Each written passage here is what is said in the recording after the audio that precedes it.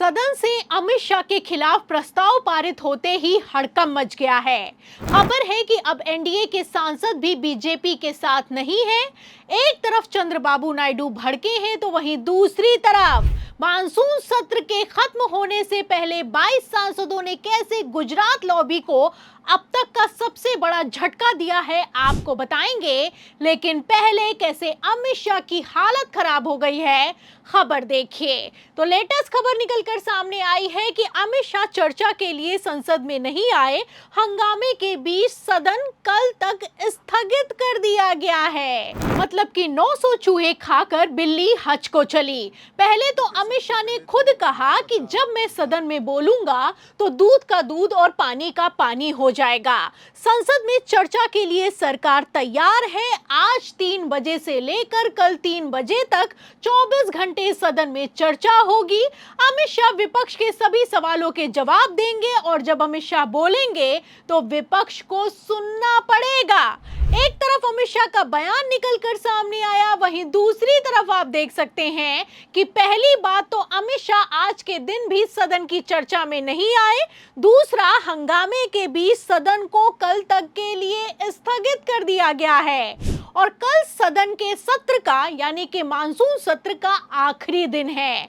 तो आप देख सकते हैं कि किस तरीके से अमित शाह बयान देकर भी उल्टे पांव भाग खड़े हुए हैं। खेल समझिए, अमित शाह जब चर्चा के लिए तैयार हुए तो उन्होंने एक शर्त रखी और कहा कि जब मैं बोलूंगा तो विपक्ष बीच में रोकेगा टोकेगा नहीं। जब अमित शाह बोलेंगे तो सिर्फ वो ही बोलेंगे। इस पर राहुल गांधी ने अमित शाह की धज्जियां उड़ा दी। राहुल गांधी ने तुरंत पलटवार करते हुए कहा कि हम अमित शाह का लेक्चर सुनने में किसी तरह की कोई दिलचस्पी नहीं रखते हैं।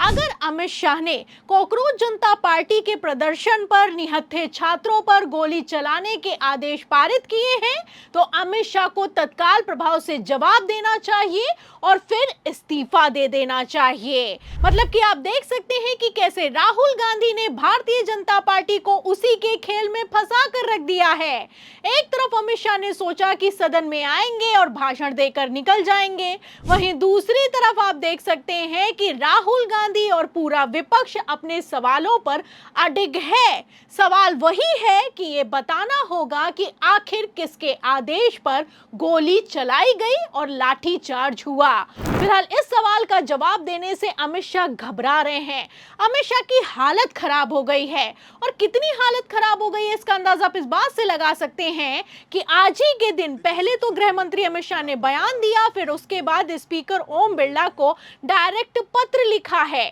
अमित शाह ने लिखा है कि संसद में नीट परीक्षा पर छात्र आंदोलन पर चर्चा के लिए मैं तैयार हूं, पक्ष से चर्चा करके समय निर्धारित किया जाए। मतलब कि एक तरफ अमित शाह खुद चर्चा की मांग कर रहे हैं, वहीं दूसरी तरफ आप देख सकते हैं कि कल तक के लिए सदन स्थगित कर दिया गया है। अचानक से संसद का सत्र कैंसिल कर दिया गया है। आज जैसे सदन स्थगित हुआ है ठीक इसी तरीके से कल भी सदन को स्थगित करने की तैयारी है और कल जब सदन स्थगित होगा तो वो अनिश्चित काल के लिए स्थगित हो जाएगा क्योंकि मानसून सत्र का कल आखिरी दिन है। फिलहाल इसी को लेकर अमित शाह ने तगड़ा प्लान बनाया है। आपको बता दें कि अमित शाह की जो भी बिल हैं वो सब खटाई में चले गए हैं। FCRA बिल जिसको लेकर आप जानते हैं कि पहले ही विपक्ष ने पुरजोर विरोध किया, अब इस बिल को भी JPC में भेजा जा चुका है।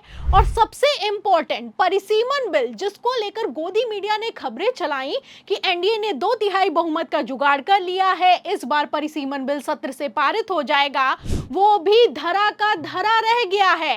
आलम तो ये हो चुका है कि तमिलनाडु की विधानसभा में सदन से बाकायदा परिसीमन बिल के खिलाफ प्रस्ताव पारित कर दिया गया है और गजब तो इस बात को लेकर हो गया है कि इसमें सिर्फ सत्ता पक्ष नहीं बल्कि विपक्ष की डीएमके ने भी विजय थलापति का खुलकर साथ दे दिया है।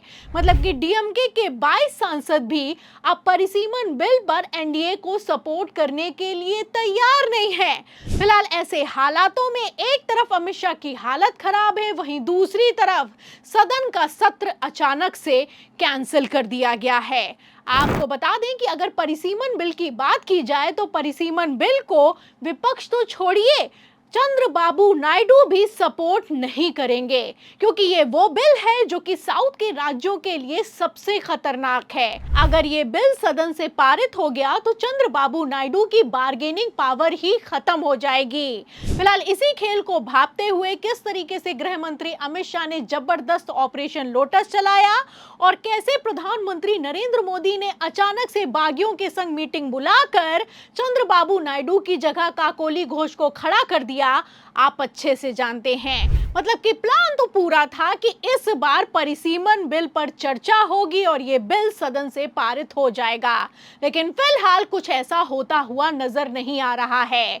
सोचा था कि धर्मेंद्र प्रधान का इस्तीफा होगा तो मानसून सत्र आगे बढ़ेगा, लेकिन अब अमित शाह के इस्तीफे पर आकर बात अटक गई है। फिलहाल खबरें तो चलाई जा रही हैं कि सदन सत्र के आखिरी दिन गतिरोध खत्म हो जाएगा, लेकिन क्या ऐसा हो पाएगा? क्योंकि आज तो जैसे सदन का सत्र कैंसिल कर दिया गया है, जाहिर सी बात है कि कल भी स्थगित ही होने वाला है, क्योंकि अमित शाह जैसे सदन में आने की हिम्मत नहीं जुटा पा रहे हैं। ऐसे हालातों में राहुल गांधी ने पहले भविष्यवाणी कर दी है कि अमित शाह में हिम्मत नहीं है कि वो सदन में आए और विपक्ष के सवालों के जवाब दे पाए। तो गुब्बारे में से गैस निकल गई, अब लास्ट मिनट वो उसमें फिर से गैस भरने की कोशिश कर रहे हैं, बट गुब्बारा फट गया है। Amit Shah has no courage. The Home Minister of India has no courage. He cannot come to the house. तो राहुल गांधी का कहना है कि गुब्बारा अब फट चुका है और फटे हुए गुब्बारे में फिर से हवा नहीं भरी जा सकती। मतलब कि गृह मंत्री अमित शाह का खौफ अब खत्म हो चुका है और धर्मेंद्र प्रधान के इस्तीफे के बाद अमित शाह की भी कुर्सी को खतरा है। जाहिर सी बात है कि इसी खतरे को भांपते हुए मोदी शाह पूरे मानसून सत्र के लिए सदन की कार्रवाई से गायब हो गए।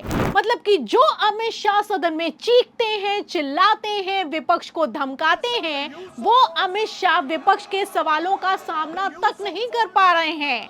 अमित शाह ने एक तरफ बयान दिया है, वहीं दूसरी तरफ जैसे अचानक से सदन का सत्र कैंसिल कर दिया गया है। ऐसे हालातों में क्या अमित शाह कल विपक्ष के सवालों के जवाब देंगे? और क्या अमित शाह अगर सदन में बोलेंगे तो गृह मंत्री की कुर्सी चली जाएगी, मोदी सरकार की उल्टी गिनती शुरू हो जाएगी? इन सभी सवालों के जवाब में पूरी रिपोर्ट पर आपको क्या लगता है, कल सदन में क्या होने वाला है और क्या अमित शाह सदन में आने की हिम्मत जुटा पाएंगे?